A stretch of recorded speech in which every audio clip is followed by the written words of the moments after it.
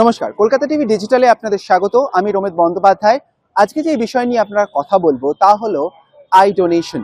অর্থাৎ আমরা বারাসাতের কিছুদিনের আগে একটা ঘটনা শুনেছি, যেই মর্মান্তিক ঘটনা, যেই ঘটনার ইনভেস্টিগেশন এখনো চলছে। অর্থাৎ মর্গ থেকে নাকি চোখ খুবলে নেওয়া হয়েছে। আবারও বলেছি, ইনভেস্টিগেশন চলছে, কিন্তু এই মর্গ থেকে খুবলে নেওয়া চোখ কি আদেও কোনো কাজে লাগে? অর্থাৎ আই ডোনেশন বা অঙ্গর যেই ডোনেশন, সেই ডোনেশনের অ্যাওয়ারনেস বা সচেতনতা বেশ খানিকটা বৃদ্ধি পেয়েছে পশ্চিমবাংলায়। আমরা এর আগেই জেনেছি, পশ্চিমবাংলা শহরে বিভিন্ন জায়গায় মানুষজন এই অঙ্গ দান নিয়ে সচেতন হয়েছেন। তবে আরও সচেতনতার কি প্রয়োজনীয়তা আছে? এই যে সচেতনতা এবং যে বডি ম্যানেজমেন্ট বা এই যে মর্গ ম্যানেজমেন্ট, এই সমস্ত নিয়ে কিন্তু প্রশ্ন উঠে এসেছে।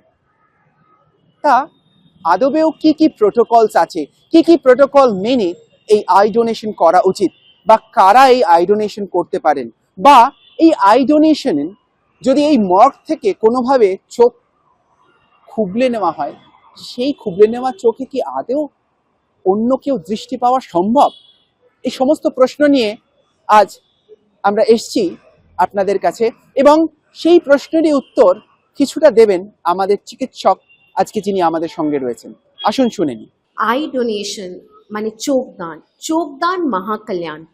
চোখদানের মানে সবাই করতে পারে। মোর দেন 1 year of age anyone can donate their eyes, but there is a formal protocol যেটা আমাদেরকে ফলো করতে হয়।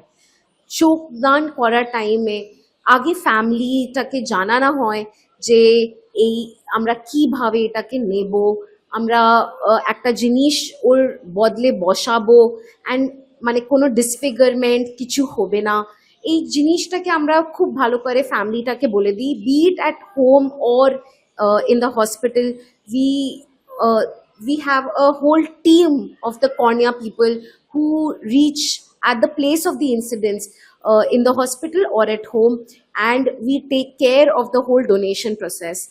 The মানে চোখটা after death, it expires, like there is a time period from 4 to 6 hours maximum আমরা 6 ঘন্টা আমরা ওয়েট করতে পারি, না তো টিস্যুটা অতটা ডিগ্রেড হয়ে যায় যে আমরা ফর সার্জিক্যাল পারপাস ও চোখটাকে ইউজ করতে পারি না।